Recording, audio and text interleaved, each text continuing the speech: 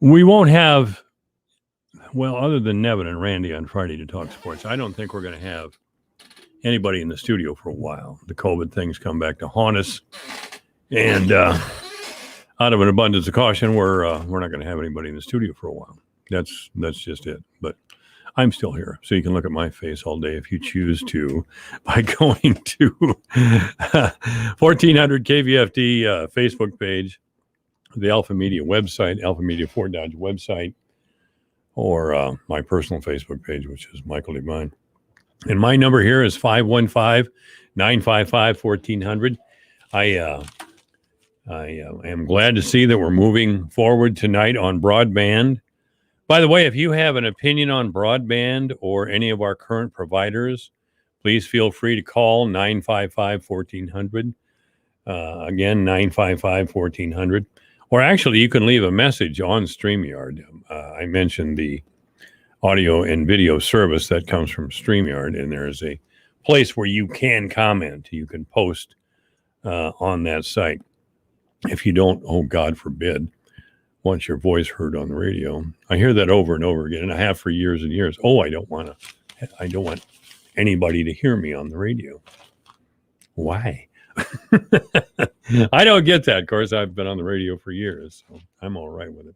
Yeah, the Fort Dodge Council, at the insistence of the citizens of Fort Dodge, who were in open revolt concerning the poor service we got from our cable providers and internet service, we are moving forward with broadband. Now, I'll try to get to the meeting tonight. There's going to be a resolution that would start the process of borrowing up to $400 million to pay for the system. The debt would be paid off with revenue generated by the system. Now, I don't think with the current cash outlay we're using right now to pay for all the internet services and lousy service we get from our current internet services, I don't think that would be much of a stretch to pay off the $40 million in a reasonable amount of time. David Fierick, I hope, will be here tomorrow, or at least call in. So we'll talk with him about that. And I have some good news, by the way. Councilman Terry Menke will be on Wednesday in the 2:00 hour to talk about broadband. I'm sure Terry always has the facts, boy, I'll tell you. So I look forward to that. A request for proposals from companies that would supply the fiber optics and other materials needed to build the system. This is, of course, from the front page of the Fort Dodge Messenger this morning.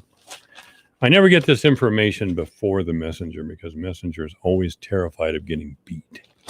Because if they get beat, they're done. They already dropped their Sunday paper. In these papers, like today's paper, very few pages of interest. Again, I didn't know anything about the Elanco thing until this morning either, before I went on the air. But Elanco is building on, and I'm glad to see that it's good for the entire town. But again, I only found that out this morning. So I couldn't get on the radio, of course, and say, yes, I beat the Messenger on this, which I guarantee you I would. I guarantee you I would. The Dodgers are playing tonight. I think they got a home game. I talked with Coach Utley and a few members of his team last week, and I think they're home for tonight and tomorrow night. Feel free to correct me if that's not right. And my number again, 955-1400. That's 955-1400. Got a kick out of the Messenger today. I've been around here so long that I used to, or a couple of times, I interviewed Joey Flaherty and a couple of St. Edmund kids long ago when they were still in high school. And here in the Messenger today, it's 15 years ago in July 2006, there's a picture of Joey Flaherty. He must have been pretty young at the time this picture was taken because I don't think I started here till 2008. I may have started in 2007. I'm not sure, but I think it's 2008. So I must have got in time to interview him for his senior year. Both St. Edmund and Fort Dodge went down to the state tournament that year. And when one team was on the field, the other team was in the stands cheering them on, which I thought spoke well of our community. Elanco, of course, is the what we used to call the Fort Dodge Labs. They're a vet medicine business. And yeah, I still refer to it as the labs. But not surprisingly, our city leaders have a positive comment on that. And again, I welcome the news and thank Elanco for trusting us enough to invest that kind of money, $106 million, in our community. I think we're well worth it, but sometimes when you're in Germany or wherever Elanco is now, they have to be convinced long distance. So, yeah. Pfizer, according to the news and Dr. Anthony Fauci, Pfizer is to discuss a vaccine booster today with officials in the U.S. government. Listen, I'll tell you once again, I had COVID when the vaccine became available, and it was my turn, which was in early March. I went right over to Daniel Pharmacy and got the shots. My second shot was available on April 3rd. Again, I went right over there and got it, not a problem. So I encourage you to get the vaccine. I talked with a guy today who was unsure yet of the vaccine. Too many unanswered questions. Now, this was an intelligent person. And I respect him, and I respect his decision. But my decision and my recommendation is to get vaccinated. I've been fine. I haven't got the COVID again. And from what I understand, 99.2% of the people who received the vaccinations have not gotten COVID. So I'm good with those numbers. I'll gamble with those numbers. Anyway, if a booster is needed, I'll get over there and get it.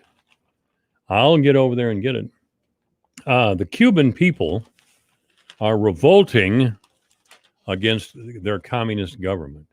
They want to get rid of communism and be free. Now, there's an idea. Of course, the Cuban government isn't having any of that. They're not having any of that, and they're capable of brutal repression, murderous repression. Joe Biden told the Cuban leaders to respect the wishes of their people. Oh, wow, that'll do it. Joe Biden talked tough to Cuba. It's like he talks tough to Putin, and he scares everybody. He doesn't scare. No. Biden is powerless by his own choice, not by our choice. He is powerless by his own choice. Oh, he'll kick us around. The white working class, people in small towns, small business people, he'll kick us around. Declare us racist, that we have systematic racism, and he snarls into the microphone about systematic racism. But if he wants to stand up to real thugs and real murderers, he's not going to do it. 60 Minutes last night, there was a piece on Syria's Assad, Bashir Assad, who so far has murdered 400,000 of his own people. And that was after Barack Obama told him not to cross the bright red line of using poison gas on his own people.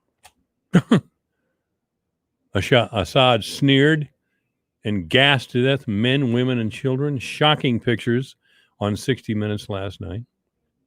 This is who leads us, ladies and gentlemen. This is who leads us. People who use their power to beat up on their political opponents who for the most part, or in large part, are powerless. Don't you respect the Democratic Party when they act this way? Barack Obama, yes. Don't cross that bright red line. They crossed it and he did nothing. And then said it was a great idea. One of his better decisions was not to engage in Syria as they slaughtered over 400,000 people. It was apparently a stroke of genius, according to Obama. Of course, he wasn't the worst offender. Bill Clinton knew damn well what was happening in Rwanda. I cannot believe we let these people snowball us this way. That they're good and moral people. They're not. They're hacks. They're just hacks. Bill Clinton was afraid his numbers would go down. His approval ratings would go down if he got involved in the Rwanda war. He knew, though he denied it for years and still does, he goes back and forth between admitting it and denying it. Typical Clinton. He knew that 800,000 people, up to 800,000 people were going to be slaughtered. And stood there. He said, well, the Europeans won't help. No, the Europeans, the Europeans, for the most part, don't have the wherewithal.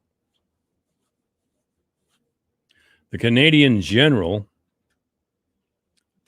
who was in charge of UN forces at the time was sure the Europeans and the Americans would come to the rescue. They didn't.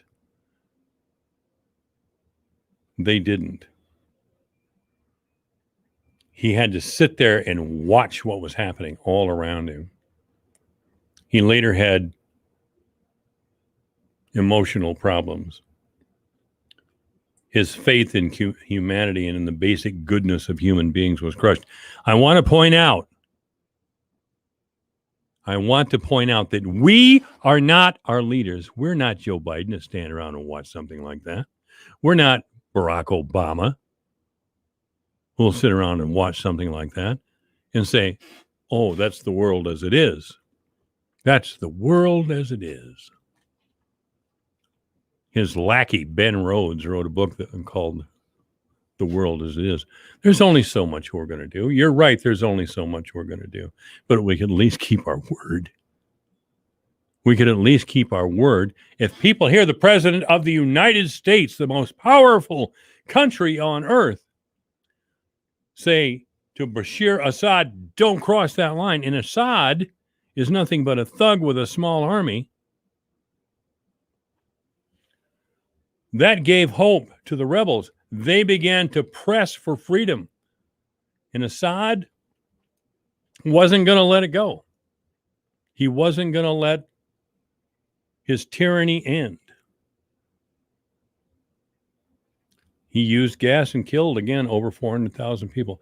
He bombed hospitals along with his main ally, Russia.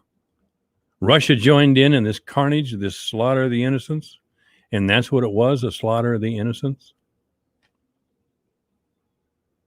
And Barack Obama, Mr. Cool, just stood there and talked about what a great decision it was to abandon these people. You think Joe Biden's not going to do the same thing? Sure he is. We're nothing on the international stage. Putin used to openly sneer at Barack Obama. He used to consider him feminine and not worthy of any of Putin's attention. So Joe Biden's concerned about some of the Russians' actions around the world. So he called up Putin, and the newspapers duetfully reported that he and Putin had an hour-long conversation. Putin was probably sitting around naked out of respect to Biden, drinking vodka and smoking a cigar, saying, yeah, Joe, sure. Whatever you say, Joe, I know you're going to come and get us. How does that make you feel to be part of a group of people who are laughed at on the international stage? Laughed at. And Biden's running around saying, we're back. Oh, yes. We've reestablished our relationships with our key allies. What key allies? France? Great Britain? They're the same guys, the same people who wouldn't get involved in Rwanda in the first place. And when George Bush went to war in Iraq, France would not allow us to use their soil as a jumping off point for our airplanes.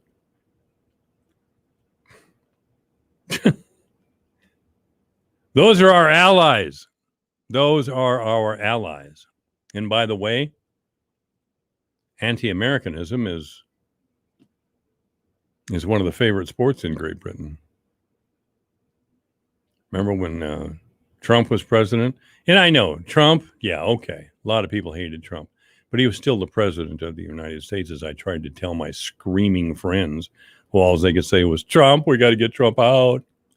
Well, he's out. Trump went to London, and there were a couple of huge balloons in the streets of London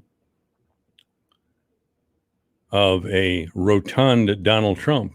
The mayor of London let it happen. The mayor of London let it happen. So don't tell me about our friends.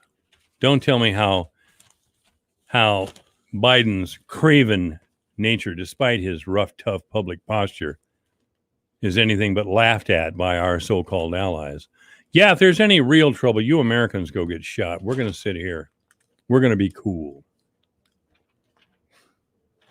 You know, George Bush got him to go to Iraq. Certainly no Democratic president would have done that. Well, they wouldn't have asked because they wouldn't have done anything. They wouldn't have done anything. Oh, yes, we're pulling out of Afghanistan, and Biden has warned everybody that the government of Afghanistan must be respected. The Taliban is moving forward. The Iraqi army is surrendering because they know they've been abandoned, and why should they die? They're turning in their guns. The Taliban, this is on video, the Taliban is giving them $80, enough to go home, and they're going home. The Taliban may hunt them down later and kill them, and that's on us too. But for right now, they're surrendering in droves. And yeah, the Taliban will be back in power, and they will be beheading people and beating women half to death if they appear in public and in anything other than a full dress, black, whatever those things are. Any modernization of the country, any freedom for women is out the door. See that? Barack Obama, again, according to Ben Rhodes, one of his lackeys, Barack Obama thought we were too heavily invested in the Middle East, and he said that publicly a few times. He never really explained what that meant. Biden went on and on and on about the Afghan withdrawal, saying, well, we've sacrificed 2,400 American lives or 2,500 and all this money, and we're still in the same place. Well, there's a reason for that. We never went in to conquer the place anyway. The only way to pacify a place like Afghanistan and even Western Pakistan, where the Taliban were hiding, is to bomb the place into the Stone Age. That's the truth. Otherwise, they'll keep taking pot shots at us. And no, we won't do anything about it. Really. Rumsfeld in his small footprint, all they had to do was wait for a change of leadership. In Washington, D.C., they got it, of course. And now Biden's nobly pulling out. Biden may go down, and I realize he's only been in office about 6 months, but he may be the worst president we ever had. He may be the most disgraceful man ever to hold public office, high public office like he has. He thinks he's still vice president to Obama, I guess.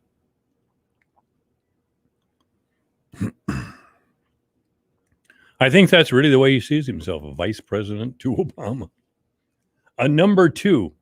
He acts at best like a senator. He's not a senator. Joe, you're the president. If you say something now, it means something to our enemies. So shut up, Joe. Just shut up. You're embarrassing all of us. You're embarrassing all of us. You want to pack the Supreme Court. You want to control the way we talk and think. And you do it with a great moral passion that every thug tyrant seems to have.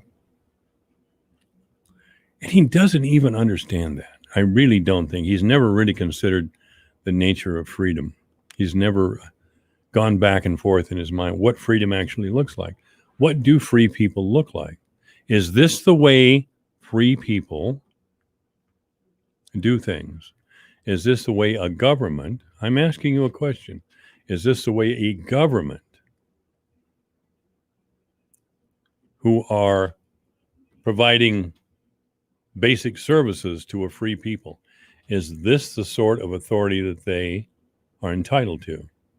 Of course they aren't.